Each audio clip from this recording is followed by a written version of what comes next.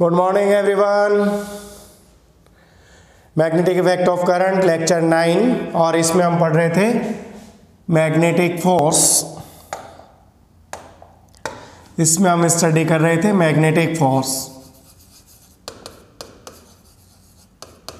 On moving charge यानी हमने इस फॉर्मूले की एप्लीकेशंस को सीखा है Q we cross B.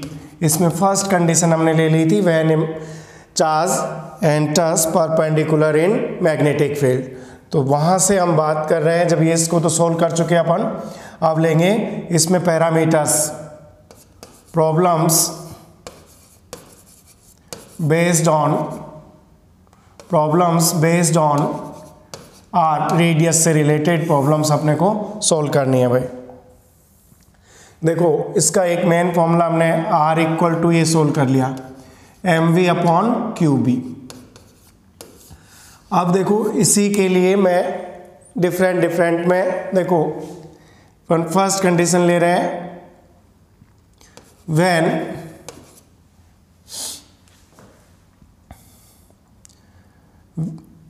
m any particle and v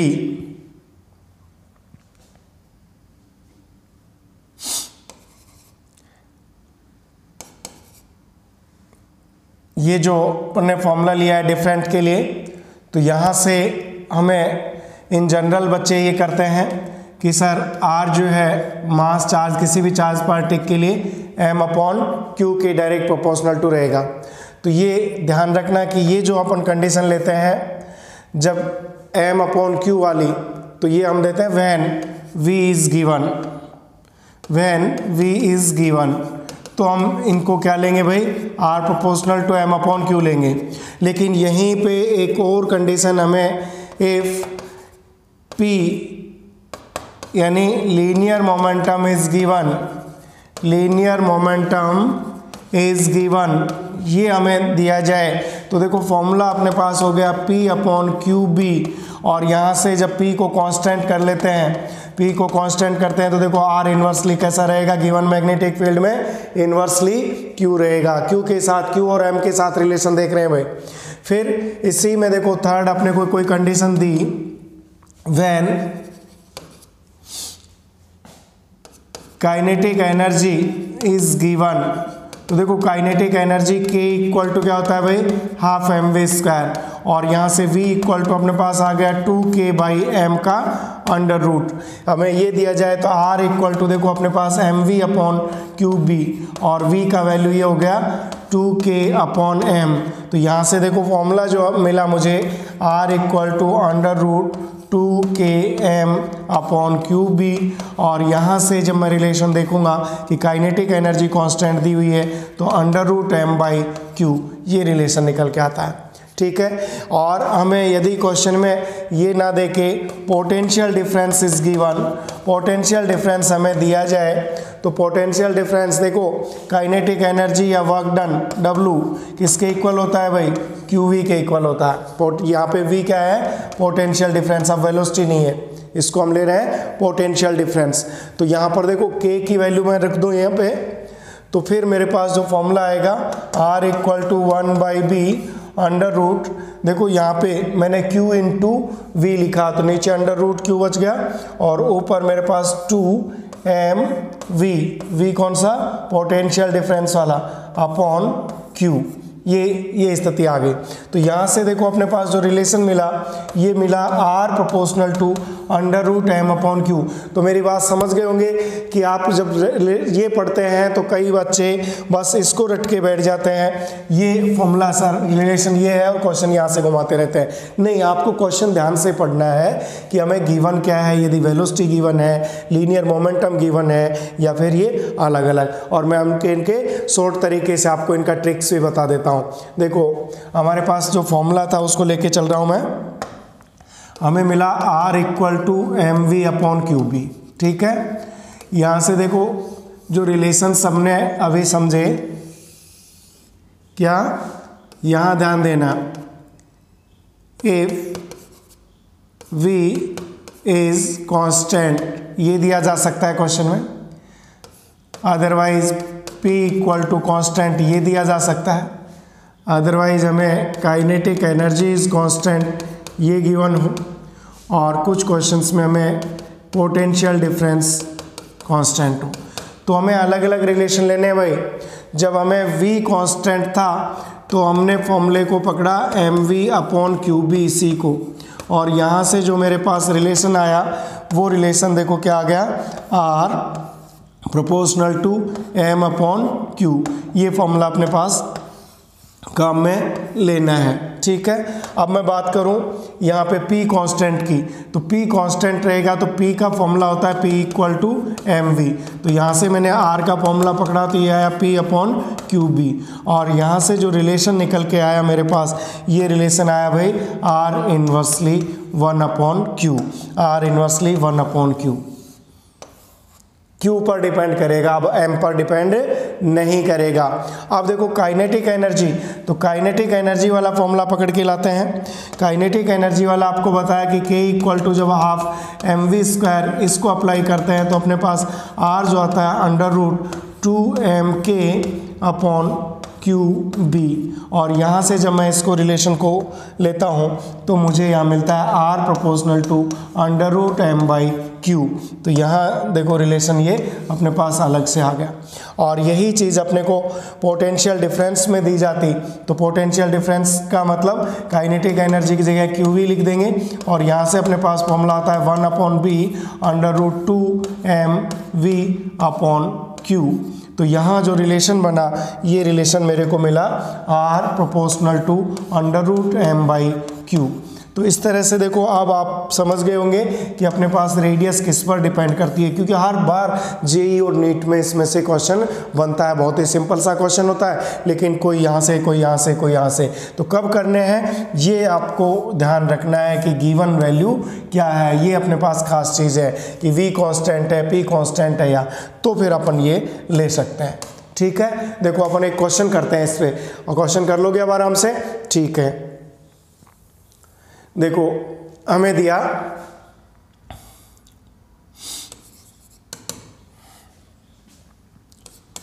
find the ratio of radii of proton, neutron and alpha particle when, अब क्वेश्चन अलग अलग हमसे क्या पूछा गया। when first V is constant, given magnetic field में V हमें constant दिया, तो अब रेशियो पूछा, तो देखो हमारे पास कौन सा फॉर्मूला आएगा, ये जैसे ही दिया तो हम रिलेशन कौन सा ले लेंगे, m/q वाला लेंगे। क्या रेशियो आया भाई, देखो ध्यान देना, किस किस का, proton ratio, neutron ratio, alpha particle, इसका पूछा हमें। तो प्रोटॉन देखो m proton upon charge of proton, फिर न्यूट्रॉन क्या होता है 2mp के इक्वल होता है भाई मास, और चार्ज प्रोटॉन के इक्वल। यहाँ भी गड़बड़ होती है कई बच्चे न्यूट्रॉन का मतलब 1h2, मास 2mp और चार्ज qp, और अल्फा तो हीलियम न्यूक्लियस 2he4, यानी इनका जो मास होता है वो 4 टाइम्स ऑफ mp, और चार्ज होता है डबल ऑफ प्रोटॉन 2qp ये होता है। तो यहाँ से देखो अपने पास जो रिलेशन मिला mp, ये तो कैंसिल हो ही रहे हैं, और देखो क्या बचा अपने पास रिलेशन 1:2:2, ये अपने पास यहाँ पे क्वेश्चन मिल गया। ये आंसर हमने को सेलेक्ट करना है, ठीक है। ये क्वेश्चन हमें जब गिवन था V कांस्टेंट तब ध्यान देना है। अब हमें क्वेश्चन दूसरा मिलता, यदि क्वेश्चन को इसमें V कांस्टेंट ना देके हमें देते P equal to constant, linear momentum is constant, और लीनियर मोमेंटम कांस्टेंट होता है तो फिर सिर्फ चार्ज पर डिपेंड करता है, और फिर मैं इसी का आंसर देता प्रोटॉन, न्यूट्रॉन और अल्फा पार्टिकल के लिए क्वेश्चन होता। तो देखो अपने पास क्या काम करते, 1/qp, इसका जो रहेगा 1/qp, जबकि अल्फा पार्टिकल का रहेगा ये 1/2qp। तो 1/q तो देखो 2:2:1, तो देखो रेशियो अब अपने पास जो आया है, जो आंसर मिला अब अपने को ये आंसर मिलेगा। क्लियर। तो देखो क्वेश्चन बदल गया ना, कि क्वेश्चन तो वही था लेकिन हमें v कांस्टेंट दिया तब ये रेशियो था, p कांस्टेंट दिया ये। और क्या पूछा जा सकता है इसमें ध्यान देना। देखो नेक्स्ट अपन क्वेश्चन थर्ड ले रहे हैं। थर्ड क्वेश्चन पूछा when kinetic energy k is constant. तो काइनेटिक एनर्जी कांस्टेंट होती है तो हम क्या लेते हैं under root m by Q, under root m by Q, under root m by Q, ये रिलेशन लेते हैं। तो वापस देखो प्रोटॉन, न्यूट्रॉन और अल्फा पार्टिकल के लिए देखो, तो यहाँ पे मैंने लिया mp अपॉन QP, यहाँ पे लिया मैंने 2mp अपॉन QP और यहाँ पे लिया मैंने 4mp अपॉन 2QP, ये स्थितियाँ ली। तो देखो under root m upon QP, ये तो हटाओ यहाँ से सब, देखो under root m upon QP ये तो कैंसिल हो जाएंगे। क्या रहा भाई, देखो अब आंसर जो मिला 1 रेशियो अंडर रूट 2 रेशियो, यहाँ देखो 2 अपॉन 2 रेशियो क्या हो गया 1। तो ये अपने को रिजल्ट मिला यहाँ पे 1 रूट 2 रेशियो 1। 4 का क्या हो गया 2, 2 से 2 कैंसिल हो गया।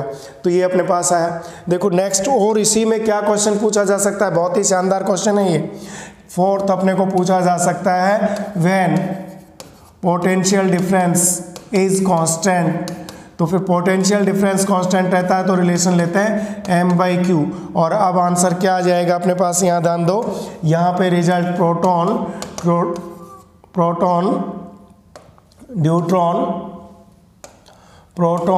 न्यूट्रॉन और अल्फा पार्टिकल के लिए हमें पता करना है। तो प्रोटॉन का वही देखो mp, प्रोटॉन का मास ले लो mp upon QP under root, neutron का कितना रहता है 2mp upon QP under root और अल्फा का 4mp upon QP।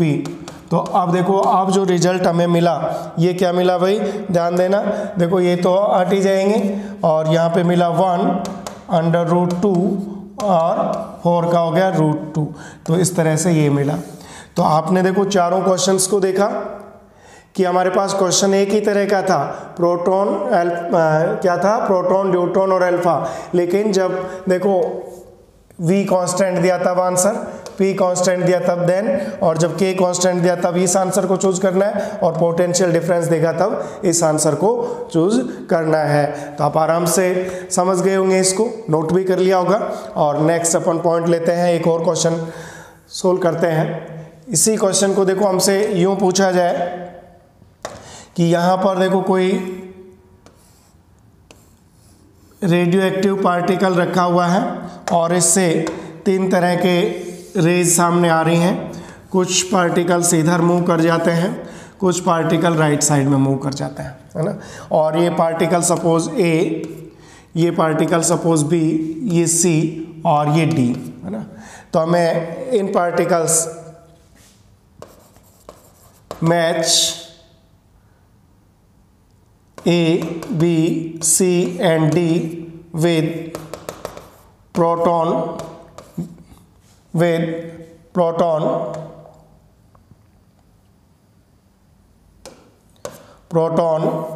Electron, alpha and neutron, इनको मैच कराइए। कौन कौन से ABCD जो है, may be proton, may be electron, may be alpha, may be कौन कौन से हैं। तो इसमें सबसे अच्छा तरीका क्या है, देखो यहाँ से ये सब यूँ निकल रहे थे, ये डायरेक्शन थी इनकी।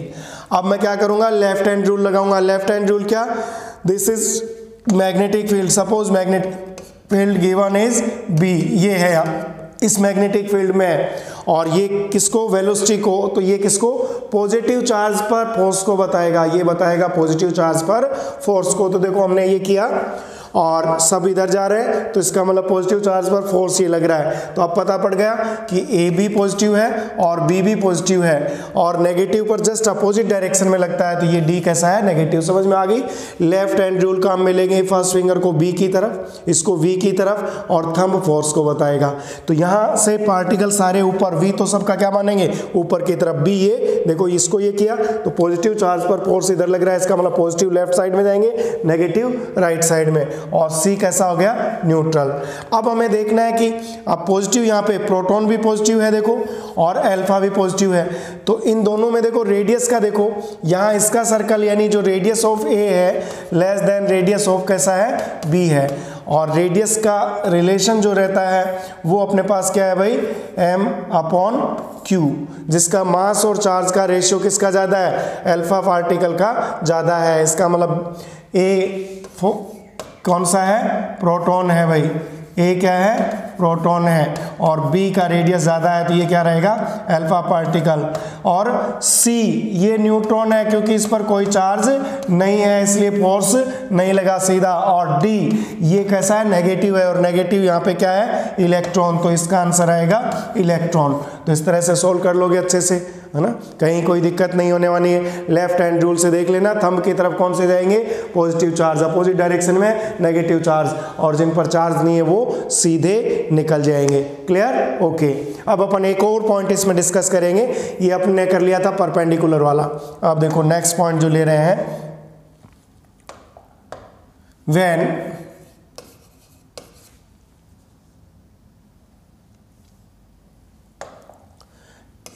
Case 2,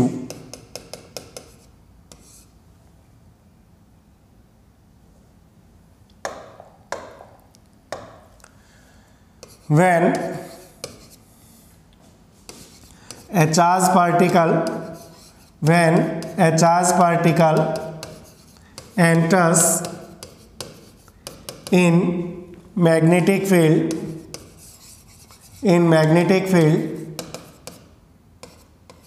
at any angle theta, ये कंडीशन हो तो हम क्या करेंगे, देखो यहाँ पर इस कंडीशन में हमें क्या करना है, when A charge particle enters in a magnetic field, देखो ये हम यहाँ ले लेते हैं, मैग्नेटिक फील्ड लिया हमने, इस तरह से ये मैग्नेटिक फील्ड लिया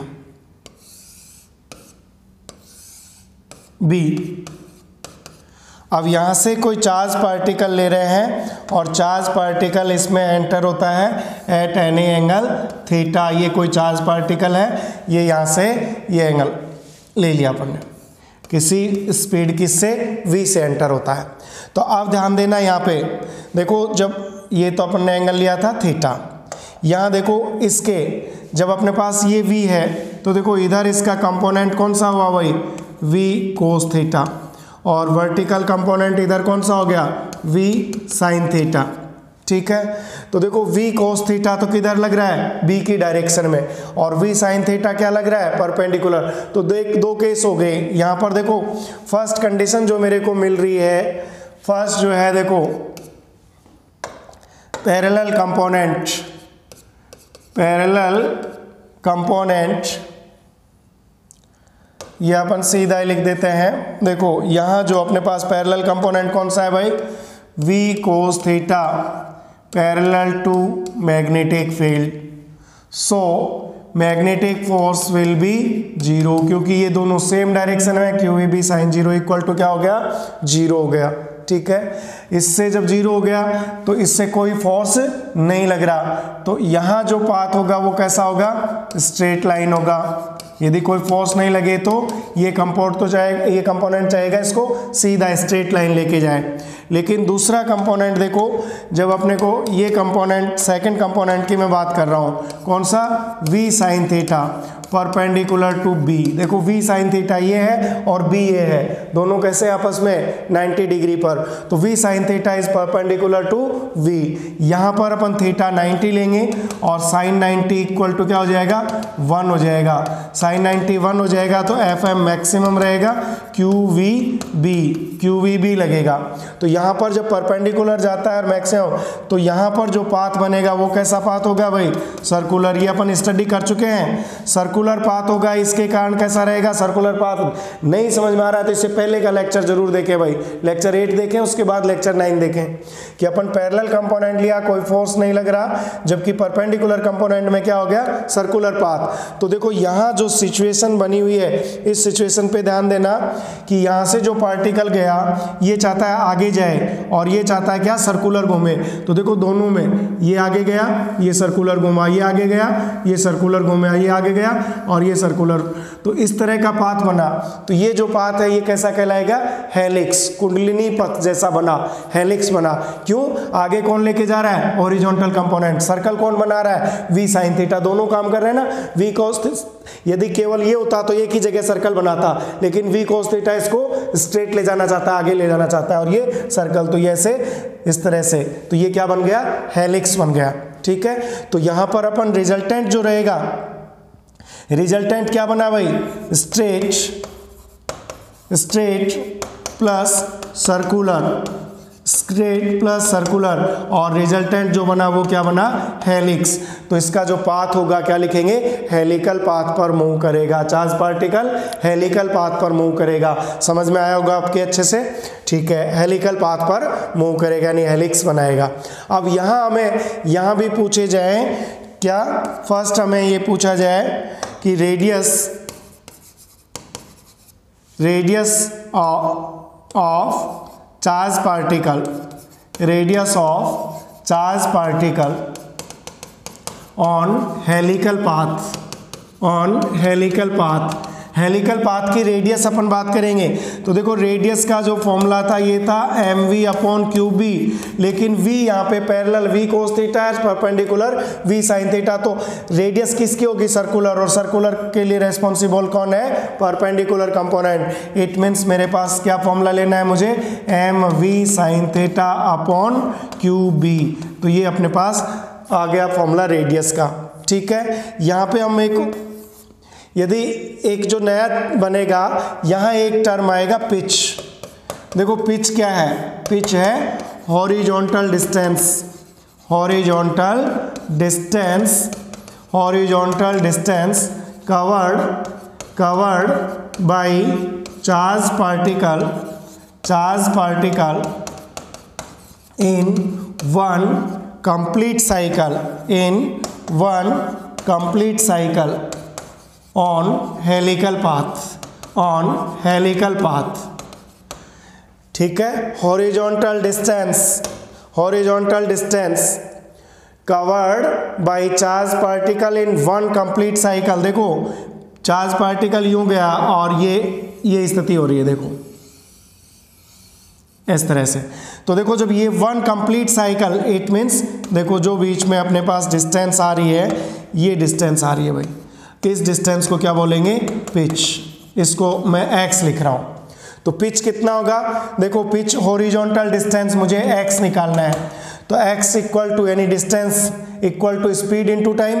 तो स्पीड कौन सा कंपोनेंट लेऊंगा मैं, parallel v cos theta time in one complete cycle t। तो देखो यहाँ पर x equal to v cos theta into 2πm upon क्या करूँगा, QB। तो ये मेरे पास पिच का फॉर्मूला आ गया भाई। कई बार हमें कहते थे नंबर ऑफ हेलिकल में जो सर्कल्स हैं वो n है, तो कितनी पिच होगी। तो देखो इसको अपन यूं भी कर सकते हैं कि अपने पास ये जो डिस्टेंस रहेगा x, ये n पिच के इक्वल रहेगा, x plus x plus x plus number of pitch क्या ले लूँ, p। इस n तो ले क्या ले लिया नंबर, और इसको p को क्या ले लिया मैंने, पिच। तो टोटल ओरिजेंटल डिस्टेंस जो रहेगी वो np के इक्वल रहेगी, x प्लस इसको मैंने क्या सपोज कर लिया, पिच से नाम दे दिया। तो टोटल डिस्टेंस इससे भी ये अपन यहाँ से निकालेंगे। ठीक है, ये हो गया। तो अब अपने पास, और ये अपन पढ़ ही चुके थे कि t और n फ्रीक्वेंसी इस v और r पर डिपेंड नहीं करते हैं। तो ये दो अपन ने आज बहुत ही अच्छे से कॉन्सेप्ट पढ़ लिए, रेडियस का और इसका। और आप आराम से एंजॉय करते रहिए फिजिक्स को, नेक्स्ट लेक्चर के लिए प्रिपेयर रहिए, इसको अच्छे से तैयार करें। Thank you so much, have a nice day.